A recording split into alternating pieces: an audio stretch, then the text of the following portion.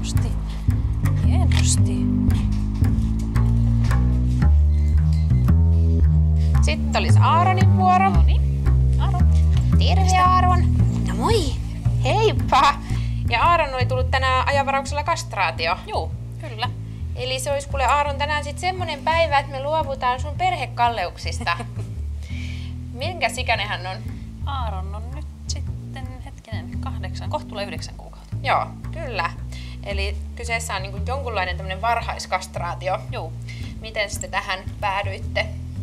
No meillä on oikeastaan kaikki nämä poikakoirat kastroitu aikaisemmin, niin semmoisen kastraattikoiran kanssa on niin helppo elämäni. Mulla on itsellään semmoinen aavistus, että jos just aika varhaisessa vaiheessa leikataan, niin niille ei ehtisi tulla sitä opittua käytöstä. Ja että ne pysyy vähän semmoisena pentumaisena. Joo, kyllä. Ei ole mitään semmoista äijäilyä. Ei tule rähinää ja äijäilyä, niin se on aika hyvä. No mut hei, nyt me sitten tehdään tää lähtötarkastus ja sitten annetaan hänelle rauhoitus ja sitten hän lähtee tonne operaatioon.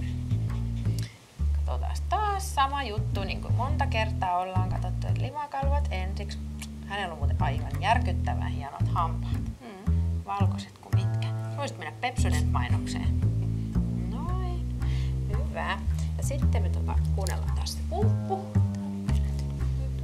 Hän seisoo niin kiltisti. Noin. Sitten viimeisen kerran pääsen kopaseet täältä. Hyvä. Sitten otetaan rauhoitteet. Se pois. Nonni, tää tulee takareiteen, niin sieltä vaan vähän. Meni jokainen piiloon.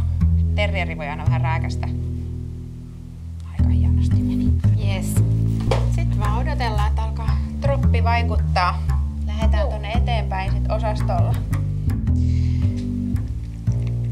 Eli laitetaan nyt Aaronille ekaksi suoniyhteys, eli kanyyli. Se laitetaan tähän etujalkaan. Tänne vähän ylemmäs, kun ihmisellä laitetaan tuohon kämmenpöydän päälle, niin pistetään tää vähän nukutusaineet.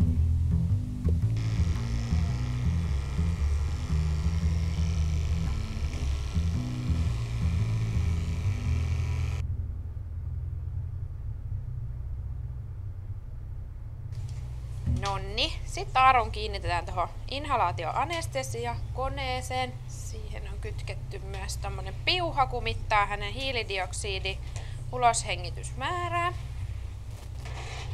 Yes. Ja tässä eläinlääkärinä on se hauskaa, että me saadaan olla sekä kirurgi että anestesialääkäri. Kaikki on meidän vastuulla. Nyt laitetaan aina loput piuhat kiinni, niin on turvallista leikata. Meillä on täällä tämmönen anestesiavalvontalaite. Täällä me nähdään tosi hyvä. Happisaturaatio 100, excellent. Sitten meillä on täällä pulssi. Very good. Nyt mä voin mennä laittaa itteni valmiiksi. Sitten hinkataan.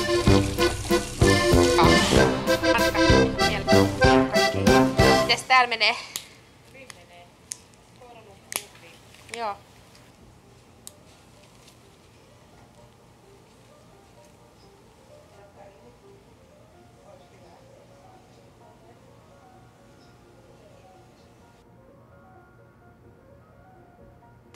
Noniin.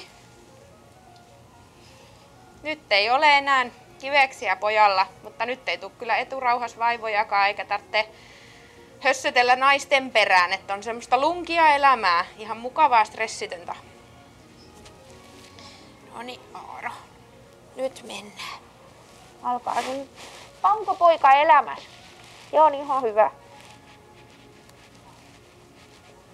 Alakoppiin.